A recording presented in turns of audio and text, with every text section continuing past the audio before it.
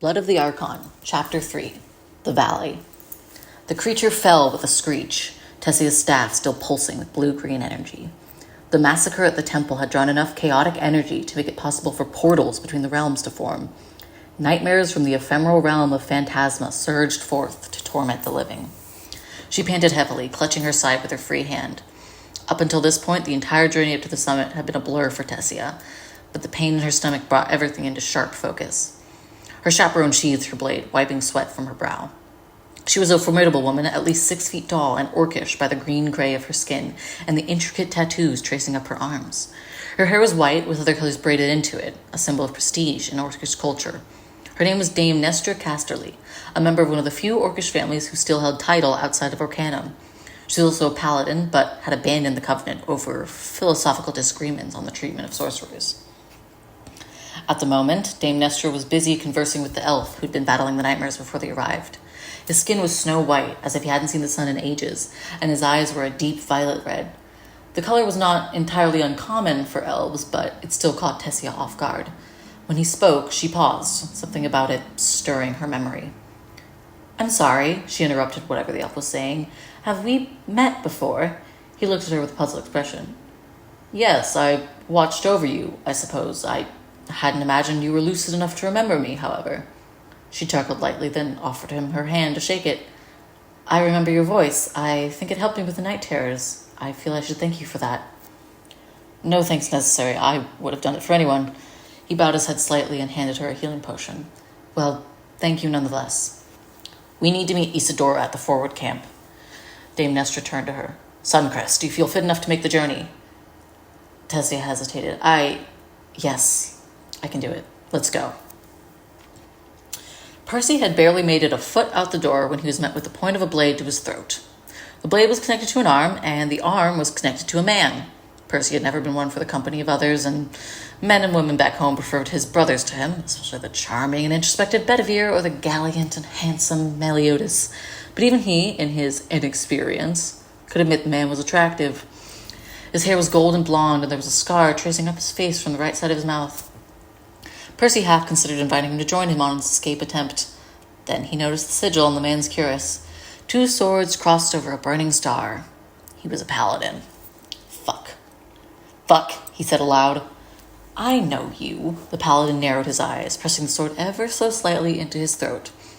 "You're the one they found outside the temple after the explosion. You're the one who..." His face flushed with anger, and he took a step forward, turning his blade to press it lengthwise against Percy. Nearly every noble patriarch and matriarch was in attendance. "Do you have any idea what level of destruction you've caused? I can't kill the other woman. She's got information the Legion needs, but you..." As he got closer, Percy noticed his eyes were bloodshot, and he had heavy bags under him. It must have been weeks since the man had slept, and his hands were shaking, however much he tried to hide it. "Why do you do it, then? You're just some Thelian noble. What could you possibly gain from chaos in Nymor?" The paladin asked, his breath ragged. "Like I told everyone else who's already asked me that damn question, I didn't do it," Percy answered through gritted teeth, trying his best not to twitch against the paladin's blade. It was just barely avoiding cutting him, and he knew that even in the state of unrest, the paladin was a trained killer, a soldier who knew to use a sword as an extension of himself.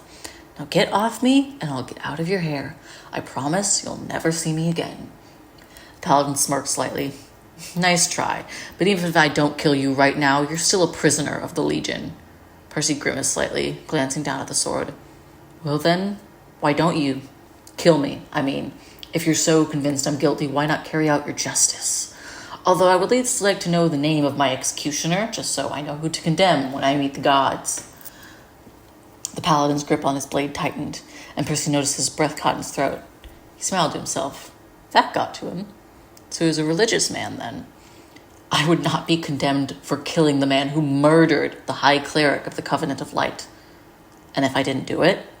The paladin paused, and he loosened his grip on Percy. "Are you so sure of your convictions that you would risk killing an innocent?" Despite the snowy landscape, the sun beat down heavily on the bridge, where the woman with dark eyes and hair like fire waited with bated breath. Isadora was still shaken up, though she was loath to admit it. Hundreds of people, including some she considered dear friends, had been murdered, and now the fate of the world rested in the hands of the person who might have been responsible. She trusted Dame Nestra, though, even if the prisoner wasn't willing to help of her own volition. Dame Nestra would convince her. She had a certain affinity with people that Isidora lacked, and stronger fists. As if on cue, a messenger approached her and informed her that the prisoner had managed to defeat the nightmares and close the portal behind them, and was on her way to the forward camp along with Paladin and the elven renegade. Isidora didn't trust the elf, not one bit. As far as she'd be able to find in the last few days, he hadn't existed before he approached Dame Nestra with an offer to help. It was entirely possible he was truly just from an extremely remote village, but Isidora was a naturally suspicious woman, and her instincts hadn't failed her yet. A massive gate at the end of the bridge swung open, and Isidora let a sigh of relief when she saw Dame Nestra was safe. She knew that she was a formidable warrior and could handle herself, but Isidora considered her a friend and was glad to see she wasn't hurt. "You made it," Isidora said, sighing in relief. Her eyes flashed to the prisoner, who truly looked out of her depth, and any doubts about her innocence vanished in an instant. Isidora turned to the sorcerer, whose eyes were almost brimming with tears. "Tessia, wasn't it? I'm glad you're all right." Tessia smiled slightly and wiped her eyes, seemingly soothed by her words. There was some discussion about what route should be taken to the ruins of the temple. Eventually, they decided to take the more direct path through the valley and intend to send the soldiers ahead of them to clear the way. Before they had even reached the camp, they heard the sounds of violence rolling over the valley and prepared for battle. Even with a sword at his throat, Percy had convinced the paladin not to kill him. But now he had to convince him that he wasn't a threat. "I can help you." "You?" the paladin scoffed. "How? Your family has abandoned you, as of your noble allies." Ouch. That was news to him. Percy just hoped the stress from the whole ordeal hadn't pushed his father closer to the grave. He had his shock well, however, and continued. "I wasn't talking about allies. I can fight." The paladin looked as if he was trying to hold in a laugh. "Sure, and I'm the Queen of Orcanum." Percy gritted his teeth. "Just take me with you. You're armored for battle, so I can only assume your plan is to make your way to whatever the other prisoner was taken. If I can't handle myself, I'll be killed, and your conscience will be clear." The paladin considered it for a moment. Then he sheathed his blade and drew his sword from his other hip. He held it out for Percy to take. "Fine, but I'll be watching you, Drake." Percy smiled. "Wouldn't have it any other way." Percy had never fought nightmares before. Actually, he had never fought anything before. He understood the theory, of course, but putting it into a practice was a different story altogether. He didn't inform the paladin of this, of course. The combination of adrenaline and pure animal instinct had protected them both this far. The paladin still hadn't told Percy his name, and his earlier deflection hadn't escaped his notice. Percy wasn't personally invested in the subject, and he decided he'd indulge his curiosity once their lives weren't in danger. He still needed something to shout in the heat of battle other than "Hey you," so he started calling him Sir Paladin. The paladin didn't seem to like it that much, but he didn't correct him either. The valley was absolutely overrun with nightmares. Being locked up since the explosion had denied Percy the opportunity to truly grasp the scale of everything. The explosion had completely shattered the surrounding region, leaving it little more than a blasted heath. He knew the effects of this would reverberate all over Nymor. Percy momentarily wondered if it would reach the Free Isles, but he quickly pushed that thought out of his mind. He couldn't think about that right now, about his family, of them abandoning him. He'd already lost so much in the last few days. He couldn't consider how he'd lost them too. The pair cut through the mountains, Sir Paladin following a barely defined path it seemed he'd followed 100 times before. Seemingly hearing the question Percy had only spoken in his mind, he answered. "After the explosion, I made a lot of trips to the ruins to think and to be alone." And then he was silent again. The pair reached the temple before the other paladin and the prisoner, but the way for them to advance was blocked by a jagged portal hovering in the air. It hurt to look at, like it wasn't quite there, but at the same time was painfully there. They decided not to think about it and to focus on killing as many nightmares as they could. Their efforts seemed entirely futile. Every time they would strike one down, 2 more nightmares would erupt from the ground in a flash of iridescent light. Percy was getting tired, and he could tell that Sir Paladin was too. Sweat gleamed on his forehead as the blade clashed against the carapace of a nightmare. Percy crouched over with his hands on his knees, trying to catch his breath. He looked up just in time to see an heavily armored shade with his claw raised and ready to strike. He didn't have time to react before a dagger buried itself in the creature's eye, flying deathly through the hole in his helmet.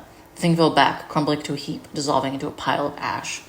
He craned his neck to see where the blade came from. Standing on the crumbling battlements was an orcish paladin, her white hair whipping in the wind.